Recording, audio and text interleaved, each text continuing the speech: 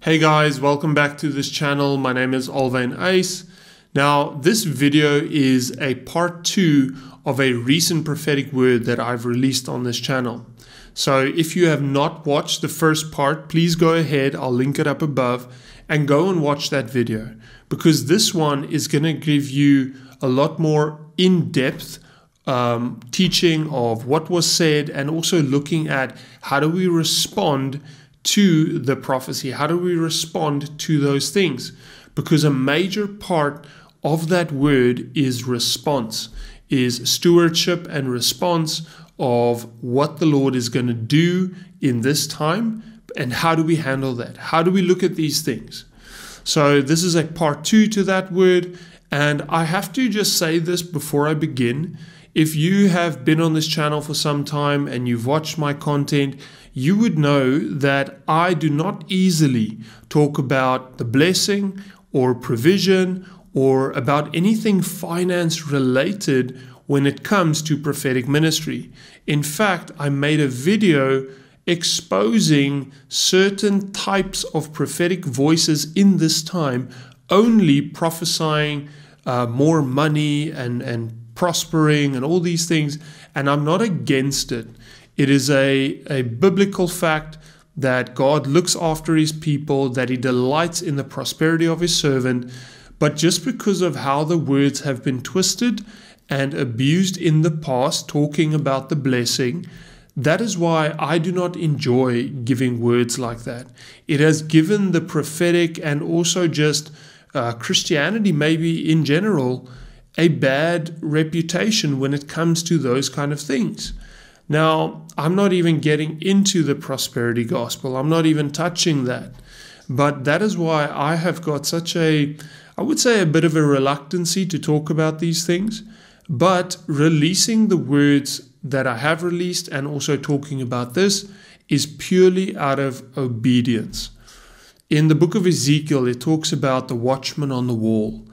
Now, the watchman's responsibility is to warn the inhabitants of the town of incoming danger, but also to tell the people of the town if the king is coming. So it's a twofold responsibility that they have.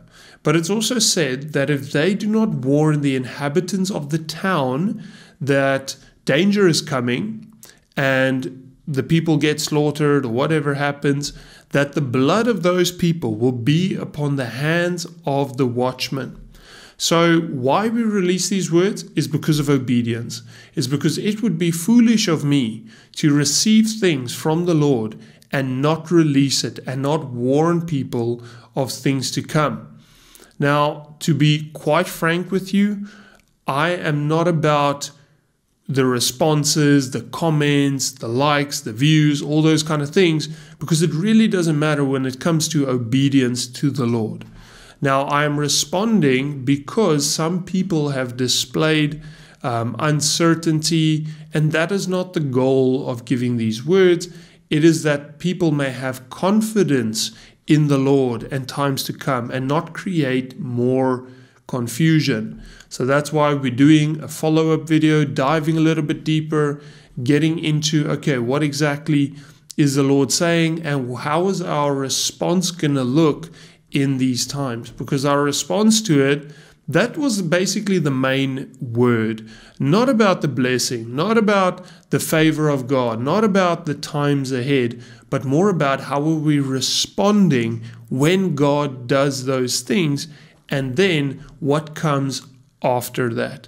I talked about the preceding favor of God, but it only precedes the difficult times that are coming.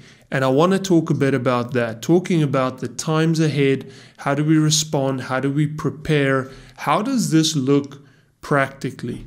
Another thing about the prophetic is we see in part, we hear in part, we know in part, and we prophesy in part. So it's not that prophetic voices, trusted prophetic voices, let's just put it that way. It's not that they contradict each other. In fact, they supplement each other.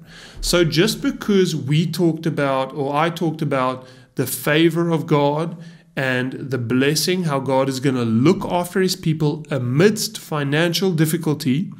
And another person is talking about financially difficult and trying times that are coming. It's not that they are contradicting each other. In fact, they are supplementing each other.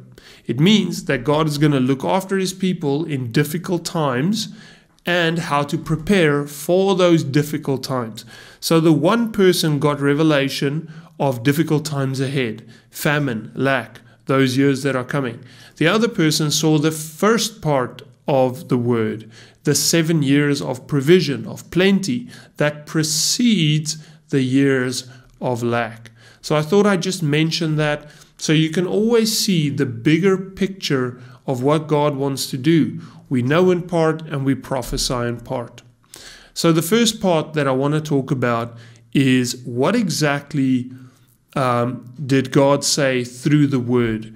Now, I referenced Genesis 41, talking about the story of Joseph, how he interpreted the dream of Pharaoh about 7 years of plenty preceding 7 years of lack.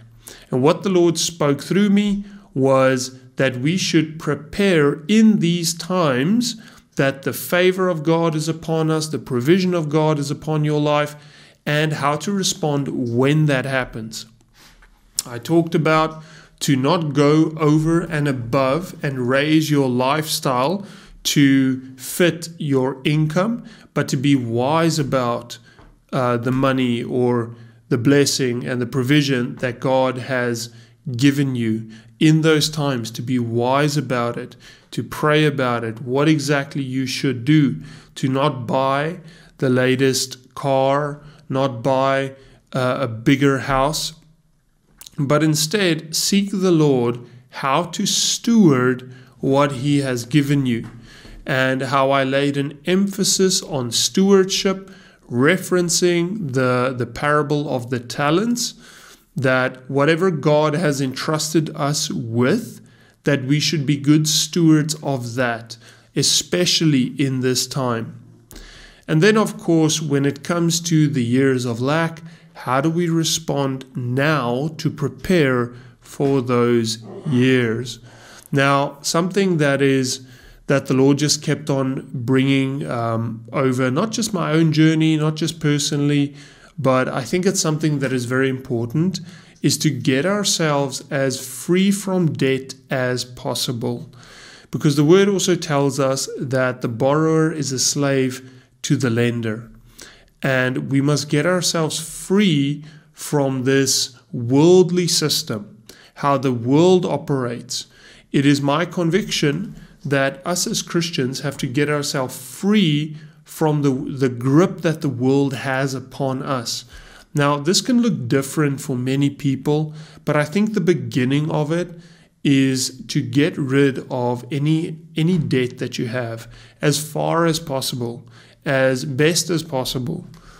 I understand that not everyone is able to do that. Maybe you just bought a house or, some big asset.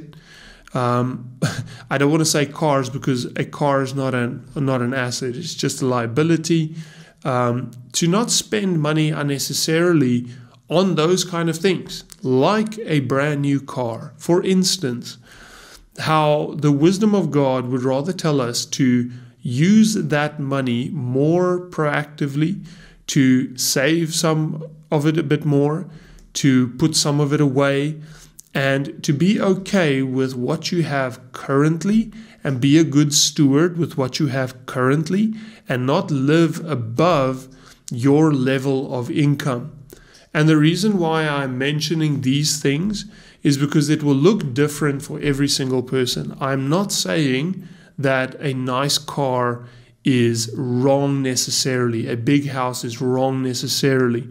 I'm also not saying to not buy a house in this time, because this is going to look different for every single person. I'm taking some examples.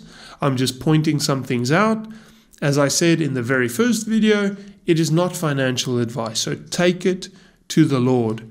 But what we did want to lay an emphasis on, and I don't think that came across as strong as it should have came across. I saw some people responded to it. Some people caught it, but many people only focused on the blessing, the provision, and, amening to that. But it is more about storing up, responding in this time for the times of lack, for the economically difficult times that are ahead. And you don't have to be a prophet or prophetic to know that there are coming some interesting financial times.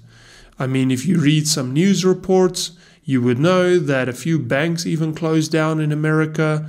There are rumors of a recession.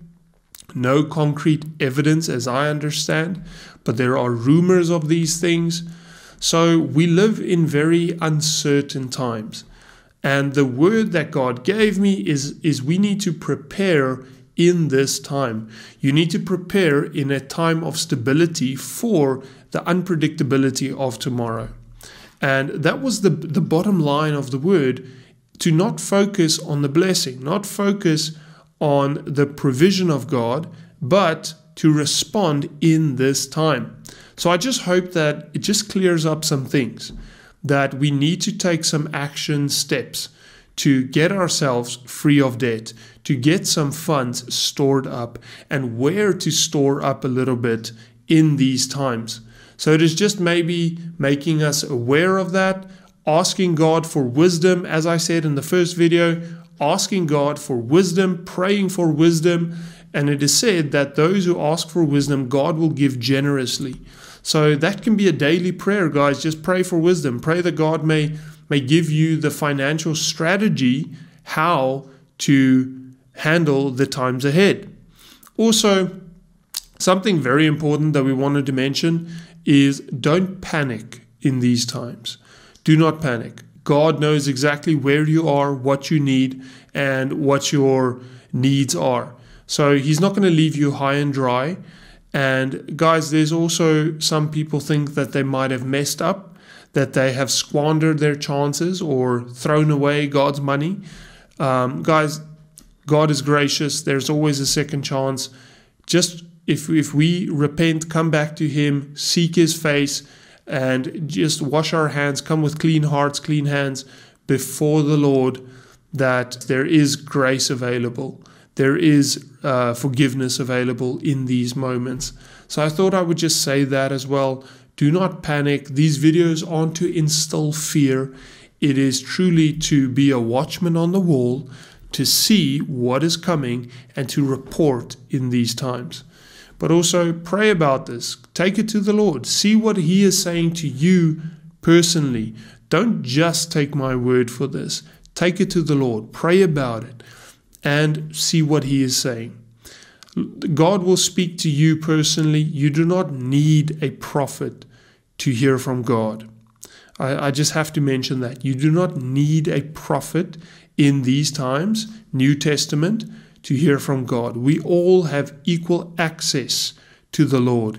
There's a special grace upon prophetic ministry, upon prophets, yes, of course, but you can also hear from God. So God will confirm these things. If you ask Him, if you pray about it, He will confirm it for you. And I'm going to end off with that. That is my prayer. That is my desire, that God would come and confirm to you what you need to do, that you do not have to panic in these times, that He knows what you need and He will provide for you. So guys, I just really hope that this brings clarification to you, and this also excites you for the times ahead, that God is going to take care of you. He's going to provide for you in the situation where you are at, so you will not have to go through what the world is going to go through, but that He will shield you and protect you financially, in all aspects in that time. So I hope this brings clarity to you. I hope this blesses you, and you can see my heart in giving that kind of word. So bless you all, and I will see you in a few days' time then for another video.